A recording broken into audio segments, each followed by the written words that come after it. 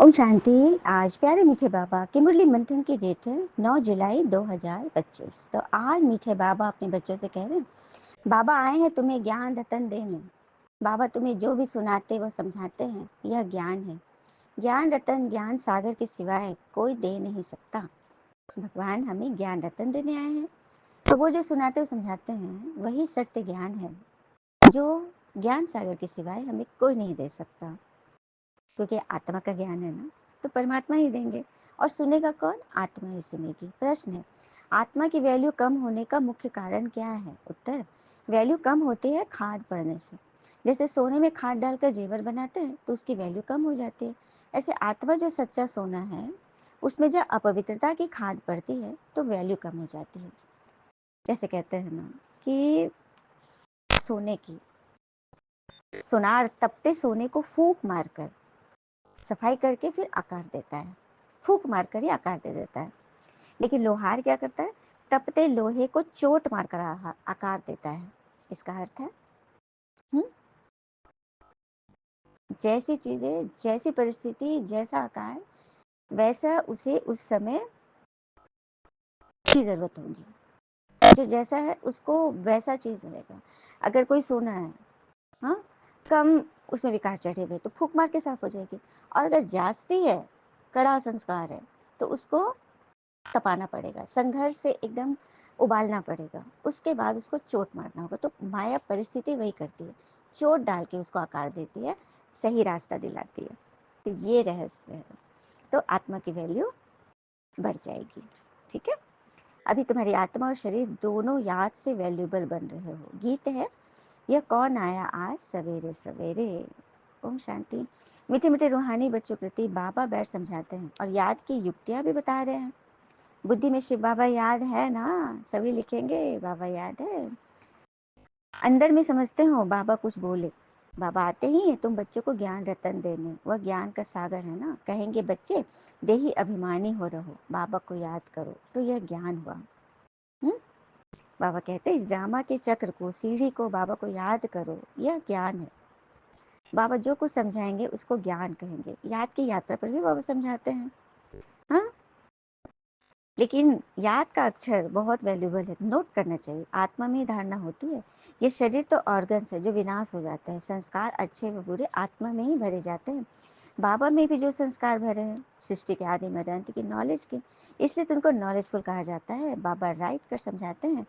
हाँ, अभी तुमको वापस घर जाना है, मैली आत्मा तो वहां जा नहीं सकती। तुम्हारी आत्मा पवित्र हो जाएगी तो फिर यह शरीर आपे ही छूट जाएगा। जैसे से आत्मा पवित्र होती जाएगी तो यह शरीर आपे ही छूट जाएगा।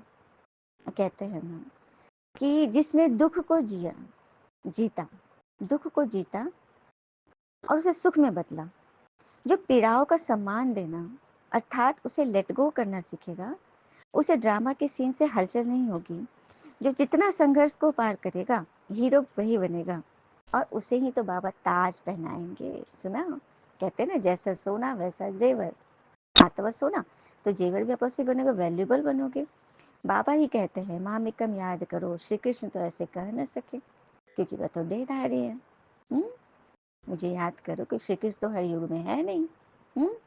शिव बाबा है निराकार, उनका अलौकिक जन्म है, और तुम ब्राह्मणों का भी अलौकिक जन्म है। तुमको बाबा कितना समझाते हैं, आत्मा जो अपवित्र बनी वह सिवाय याद के पवित्र नहीं रह सकती। याद में रहेंगे तो ही तो खाद निकलेगी। इसीलिए बाबा कहते हैं धंधा आदि करते यही मेहनत करो कि मैं आत्मा शरीर से काम करती हूँ, मैं आत्मा ही शिव बाबा को याद करती हूँ। सुना, कुछ भी करो, घर बार संभालो, लेकिन याद भगवान को करो। लेकिन हाँ, इसमें मेहनत है, तो जबरदस्त कमाई भी है। यहाँ कितने भी साहूकार है, अरब खरब, परंतु वह सुख नहीं है। सबके सिर पर दुख है, आपस में लड़ते रहते। तुम जानते हो कल पहले भी ऐसे हुआ था। तुम गुप्त वेश में दिल व जान, सिख व प्रेम से अपना गंवाया हुआ राज्य लेते हो। तुमको पहचान मिली, हम तो मालिक थे, सूर्यवंशी देवताएं थे। अभी फिर वह बनने के लिए पुरुषार्थ कर रहे हैं, क्योंकि यहाँ तुम सत्यनारायण की कथा सुन रहे हो ना। बाबा द्वारा हम नर से नारायण कैसे बने, बाबा आकर हमें राजयोग सिखलाते। भक्ति मार्ग में यह कुछ सिखला न सके। कोई भी मनुष्य को पिता टीचर गुरु तो नहीं कहेंगे ना। पिता टीचर सदगुरु तीनों बने कोई मनुष्य तो हो नहीं सकता। यह तो सिवाय भगवान के किसी के गले में यह माला पड़ नहीं सकती, पिता टीचर सदगुरु की। इसे तो बाबा कहते हैं अपने को आत्मा समझो।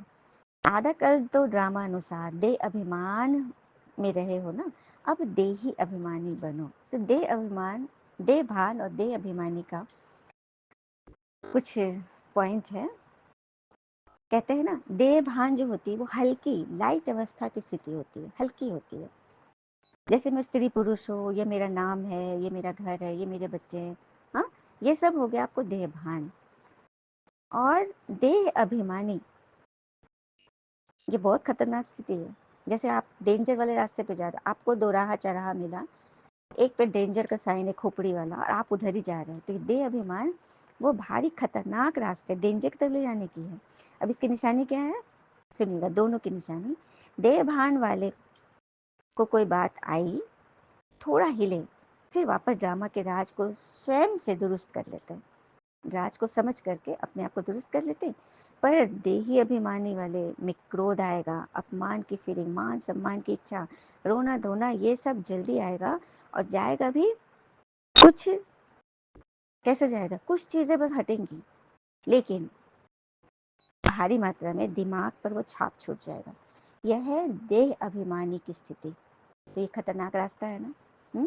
अगर आप देहभान वाले होंगे तो हल्का फुल्का आएगा और आप उसको जल्दी से लेट गो कर देंगे और फिर अपनी वापस बाबा की कुटिया में समा जाओगे, याद की कुटिया में।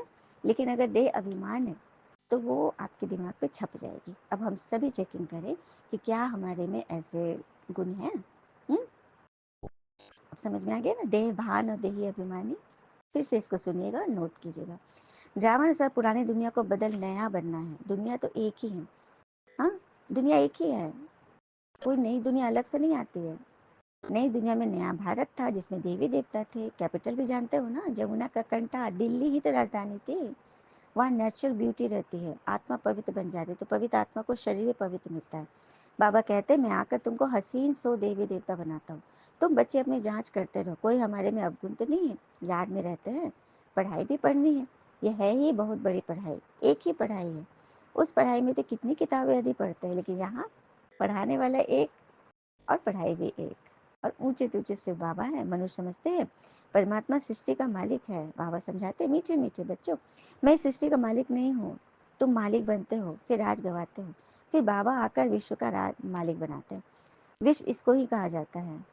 बाबा कितना सहजती समझाते हैं, बाबा खुद बैठ पढ़ाते हैं। वहां तो मनुष्य मनुष्य को पढ़ाते हैं। वो तुम भी मनुष्य, परंतु बाबा तुम आत्माओं को बैठ पढ़ाते हैं। पढ़ाई के संस्कार आत्मा में ही रहते हैं। अभी भी तुम बहुत नॉलेजफुल हो, किस चीज के, भक्ति के नॉलेज। लेकिन कमाई होती है शास्त्र ज्ञान की पढ़ाई से, ज्ञान की नॉलेज से। आइए शास्त्र पर एक बताती हूँ कि शास्त्र जो है हमारे ऋषि महात्मा ने लिखे, बड़े पवित्र आत्मा थे। तो शास्त्र उनको ही लाभ देगा जिनमें आत्मबल होगा। सुन लिया, शास्त्र उनको ही लाभ देगा जिनमें आत्मबल होगा, और शस्त्र उनको ही लाभ देगा जिनमें मनोबल होगा।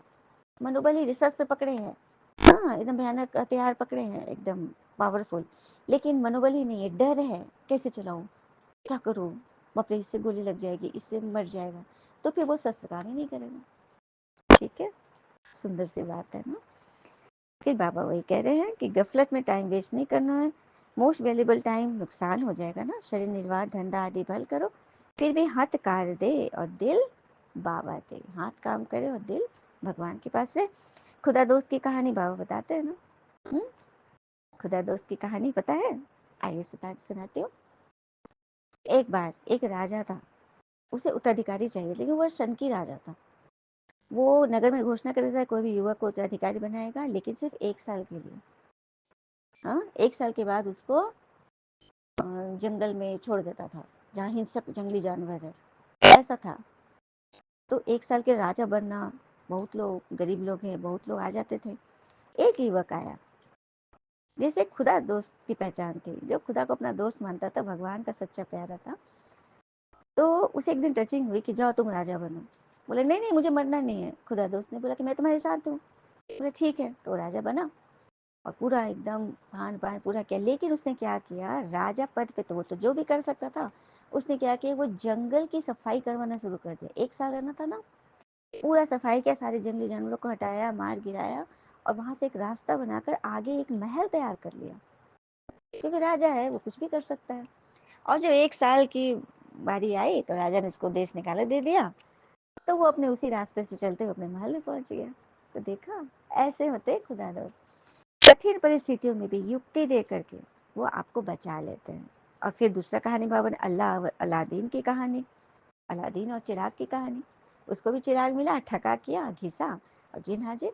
तो हमारे लिए चिराग क्या, ये मुरली, मुरली पढ़ो और मन को आत्मबल भरो। फिर हातम ताई की कहानी, बाबा ने 3 कहानी का जिक्र। हातम ताई की कहानी थी तिलस्मी, वो एक जादूगर थे, तिलस्मी बना के रखा था। तो एक हातम ताई थी जिनसे उन्होंने मिला, जो बहुत बड़ी तांत्रिक थी। उसने कहा मुख में मोलहरा डालो, जैसे कुछ सुपारी टाइप का कुछ होगा, वो जावित्री क्या बोलते हैं, जायफल जैसा कुछ भी। तो मुंह में डालते थे तो माया गुम हो जाती थी, परिस्थितियां गायब हो जाती थी। जैसे मुख से निकालते थे तो परिस्थितियां आ जाती थी। इसलिए बाबा कहते हैं मुख में ज्ञान का मोहलहरा डाले रहो, ज्ञान से ही फिर शक्ति मिलती है। बाबा समझाते हैं बच्चे, नर से नारायण बनना है तो तुम्हारी जो कथनी है वही करो। पहले अपनी अवस्था को देखना है। तुमको बाबा पढ़ाते हैं राजाओं का राजा तुम ही बनते हो, और कोई खंड होते नहीं है, और कोई खंड ही नहीं है। पूरा भारत, यही तो महाभारत है। कोई विषादी नहीं होते हैं। अच्छा, मीठे मीठे बच्चों प्रति भगवान की नमस्ते, हम बच्चों के भी प्यारे बाबा को नमस्ते।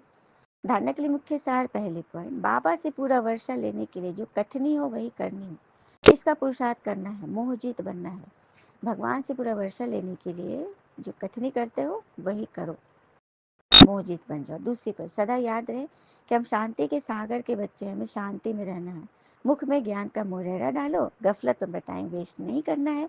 वरदान है, संगठन रूपी किले को मजबूत बनाने वाले सर्व के स्नेही संतुष्ट आत्मा भव। संगठन रूपी किले को मजबूत बनाने वाले सर्व के स्नेही संतुष्ट आत्मा बनते हैं। तो संगठन की शक्ति विशेष शक्ति है। एकदम संगठन के किले को कोई भी हिला नहीं सकता, लेकिन इसका आधार है एक दो के स्नेही बन सर्व को रिगार्ड देना और स्वयं संतुष्ट रहकर सर्व को संतुष्ट करना। न कोई डिस्टर्ब हो और न कोई डिस्टर्ब करे, न किसी से आप डिस्टर्ब हो और न किसी को करना है। सब एक दो को शुभ भावना शुभकामना का सहयोग देते रहे तो ये संगठन का किला मजबूत हो जाएगा। संगठन की शक्ति ही विजय का विशेष आधार स्वरूप है। स्लोगन है, जब हर कर्म यथार्थ और युक्ति युक्त होंगे तब कहेंगे पवित्र आत्मा। जब हर कर्म आपके यथार्थ और युक्ति युक्त होंगे तब कहेंगे पवित्र आत्मा। अव्यक्त सारे संकल्पों की शक्ति जमा कर श्रेष्ठ सेवा के निमित्त बनने की। हर एक बच्चा जो स्व प्रति व सेवा के प्रति उमंगों के अच्छे अच्छे संकल्प करता है कि अभी से यह करेंगे, ऐसे करेंगे, अवश्य करेंगे, करके ही दिखलाएंगे, ऐसे श्रेष्ठ संकल्प के बीज जो बोते हो, उस संकल्प को अर्थात बीज को प्रैक्टिकल में लाने की पालना करते रहो तो वह बीज फल स्वरूप बन जाएगा। जो ज्ञान का बीज बाबा ने भी डाला उसको मन में रखो, बंदर के माफिक मत बनो। एक बंदर की बात बताओ, एक बार एक बंदर को भुट्टा खाना था। वो भुट्टे के खेत में घुस गया, उसने एक भुट्टा तोड़ा, गिराया, देखा कि अरे वाह इतने सारे भुट्टे लगे, एक तोड़ा गिराया, दूसरा तोड़ा, देखते देखते सारे खेत के सारे भुट्टे गिरा दिए और लास्ट में क्या बचा, एक भुट्टा लेकर आया। सुना, यही करते हैं हम किसी चीज को पाने के लिए उसके पहले काफी मशक्कत कर लेते हैं, काफी हलचल में आ जाते हैं, काफी व्यर्थ में चले जाते हैं, काफी इसका उसका किसका करने लगते हैं और लास्ट में हमारे पास क्या बचता है, कुछ भी नहीं। हुँ? कहते हैं ना कि हीरा लेने गए थे और क्या लेकर आ गए, लोहा लेने आए, लोहा लोहा भी नहीं, उसका भी एकदम कम मात्रा में लेकर आए। तो भगवान हमें हीरा दे रहे हैं, पूरा का पूरा खेत दे रहे हैं और हम ज्ञान रतन सिर्फ एक ही लेकर आए, पूरा पूरा हीरा, हीरो के बगीचे में हम हैं।